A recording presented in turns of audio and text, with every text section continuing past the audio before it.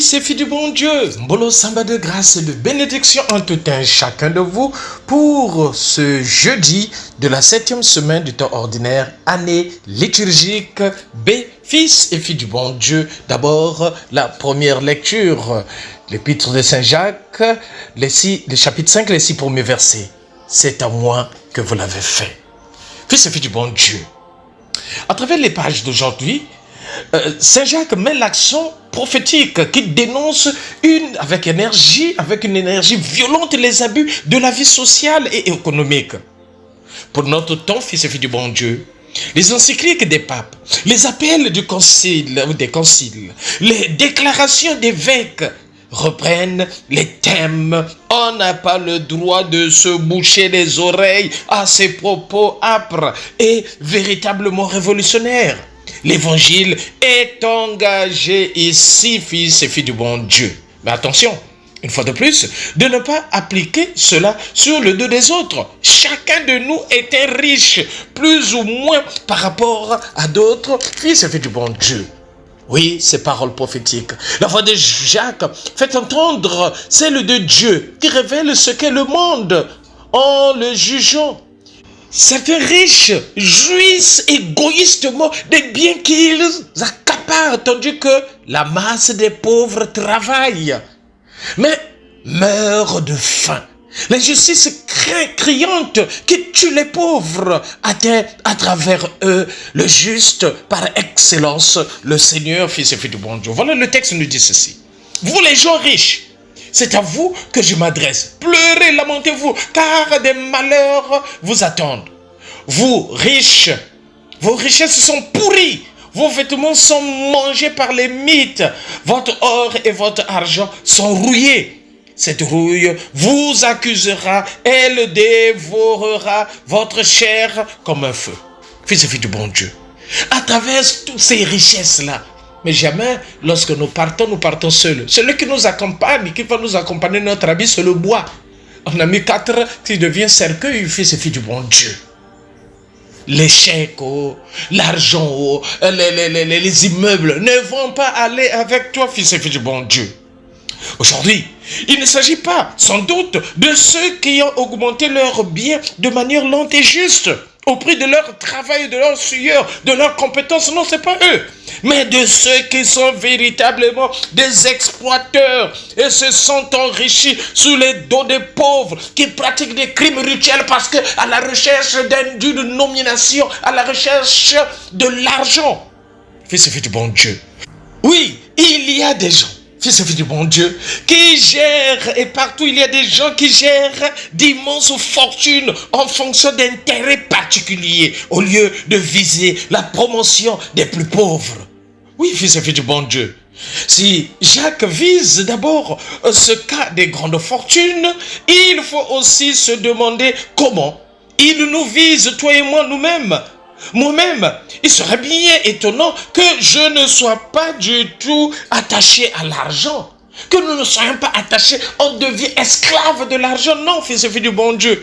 Il ne faut pas se leurrer. Ô Seigneur, éclaire-nous sur notre attachement au bien de la terre. Aide-nous, Seigneur. Fils et filles du bon Dieu. Jacques, aujourd'hui, ne vise donc pas le normal usage modéré de l'argent. Il vise ceux qui amassent, faire un amas, un amoncellement, des montagnes d'argent. Fils et filles du bon Dieu, il vise cela. L'image est suggestive. Lui, il y a tout de même trop de différence entre les innombrables pauvres qui vivent misérablement, qui ont à peine ce qu'il leur faut pour vivre, et ceux qui ont les moyens d'amasser et de gaspiller les biens. Fils et filles du bon Dieu, la raison donnée par Saint Jacques est d'ordre religieux. Nous sommes donc dans les derniers temps. Le royaume de Dieu est arrivé. La fin des temps est commencée, fils et filles du bon Dieu.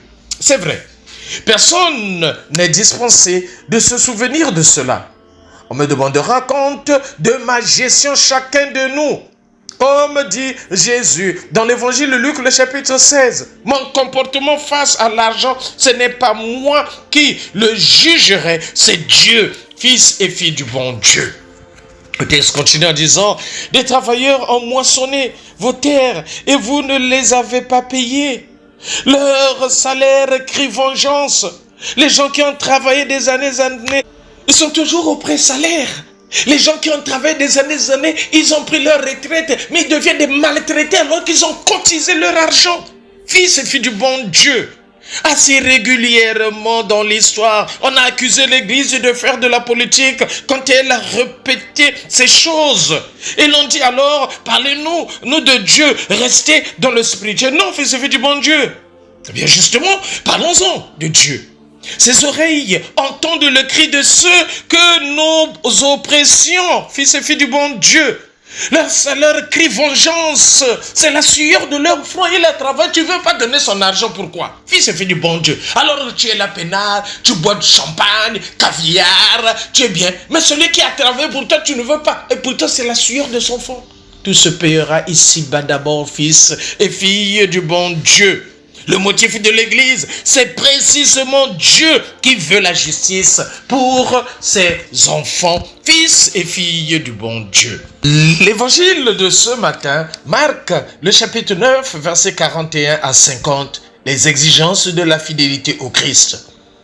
Pour vivre éternellement, il faut passer par le feu de l'épreuve et se renoncer pour suivre le Christ.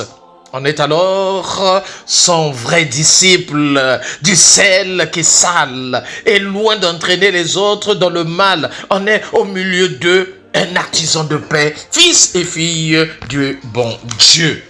Oui, le Christ nous dit ceci, celui qui vous donnera un verre d'eau, parce que vous appartenez au Christ, vraiment, je vous le dis, il ne restera pas sans récompense. Amen. Comme quoi, la main qui s'ouvre, c'est la main qui reçoit. Tu es tout le temps coup de poing, mais tous les jours à genoux devant Seigneur. Seigneur, aide-moi. Seigneur, fais-moi ceci. Mais toi-même, tu n'arrives pas à partager. Un verre d'eau seulement, presque rien. C'est le symbole de plus petit service qu'on puisse rendre à quelqu'un. Seulement un verre d'eau. Fils et filles du bon Dieu. Oui, après le conseil positif, donner un verre d'eau, voici la mise en garde négative. Ne pas scandaliser. Fils et filles du bon Dieu. Mais c'est en fait le même comportement. L'attention aux autres. Nous devrons là un aspect nouveau de Jésus. Sa violence intérieure, sa capacité de véhémence. J'imagine qu'il n'a pas dit ces mots d'une manière doucereuse et sucrée. Allez, l'image utilisée par lui, il fait frémir. Mieux vaudrait qu'on le jette à la mer avec une meule au cou. Fils et filles du bon Dieu. Ces paroles doivent susciter en chacun de nous la conversion. Il vaut mieux entrer borgne dans le royaume de Dieu que d'être jeté avec tes deux yeux dans la géhenne. Oui, fils et filles du bon Dieu, la vie éternelle mérite tous les sacrifices. Oh, et Seigneur, aide-nous. Fils et filles du bon Dieu, sommes-nous capables de ce choix radical dans notre vie? Oui, fils et filles du bon Dieu, soyez serviteurs les uns des autres. Soyons serviteurs les uns des autres. Laissons tout le monde faire le bien. Laissez tout le monde faire le bien. Rendez-vous des services. Ne vous faites pas pécher les uns les autres. Soyez en paix. Oui, fils et filles du bon Dieu. Et tout cela vient après une annonce de sa propre passion.